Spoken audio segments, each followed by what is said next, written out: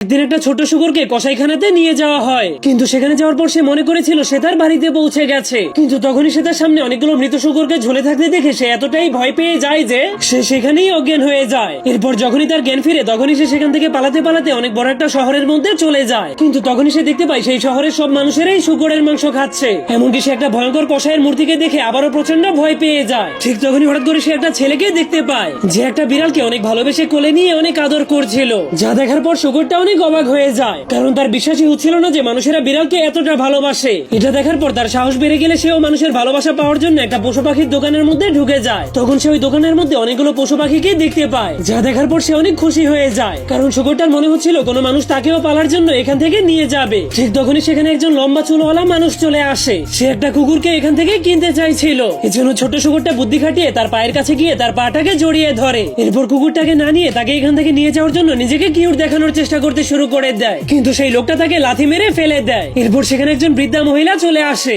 সেই মহিলার নাকটা একদমই কোনো পাখির ঠোঁটের মতো লম্বা ছিল। এই জন্য সে তার মতো একটা পাখিকে দেখে সেটাকে পালার জন্য পছন্দ করে নেয়, যা দেখার পর শুকরটার মাথায় আরেকটা আইডিয়া চলে আসে। এই জন্য সে ওই মহিলাটাকে খুশি করার জন্য তার নাকের সঙ্গে একটা ঠোঁট লাগিয়ে সেই পাখিটার জায়গাতে বসে পড়ে। কিন্তু সেই মহিলাটা তাকে দেখে অনেক ভয় পেয়ে সেই পাখিটাকে নিয়ে সেখান থেকে চলে যায়। এরপর সেখানে আরেকজন মহিলা চুইংগাম খেতে খেতে একটা প্রাণীকে কেনার জন্য চলে আসে। তখন সে ট্যাঙ্কের ভেতরে একটা স্বর্ণের মাছকে দেখলে সেটা তার অনেক পছন্দ হয়ে যায়। এই জন্য সে যখনই মাছটাকে চুম্মা দিতে যাবে তখনই সেই ছোট্ট শুকরটা লাফ মেরে তার সামনে চলে আসে, কারণ তার মনে হচ্ছিল এমন করলে কেউ না কেউ তাকে পছন্দ করে কিনে নিয়ে যাবে। এরপর সেই দোকানের মধ্যে অনেক আজব আজব মানুষের ভিড় হতে শুরু করে দেয়। এই আজব মানুষটাকে একদমই কচ্ছপের মতো মনে হচ্ছিল, আর এই মেয়েটার দাঁতগুলো একদমই খরগোশের মতো ছিল, আর এই লোকটার পুরো শরীরটা একদমই সাপের মতো ছিল। এই জন্য ছোট শুকরটা সেই মানুষগুলোর পছন্দের প্রাণী হওয়ার জন্য বারবার বিভিন্ন রকমের প্রাণীর অভিনয় করতে শুরু করে দেয়। কিন্তু তবুও ধীরে ধীরে সেই দোকানে থাকা সবগুলো প্রাণী বিক্রি হয়ে সেই দোকানটা একদমই খালি হয়ে যায়। কিন্তু সেই শুকরটাকে কেউই কিনে নেয়নি। এজন্য দোকানদার তার দোকানের দরজাটাকে বন্ধ করে দেয়, যার কারণে ছোট শুকরটা একা একা সেই দোকানের মধ্যে বসে বসে কান্না শুরু করে দেয়। কিন্তু তখন একজন মহিলা তার সামনে চলে আসে, যার নাকটা একদমই শুকরের মতো ছিল।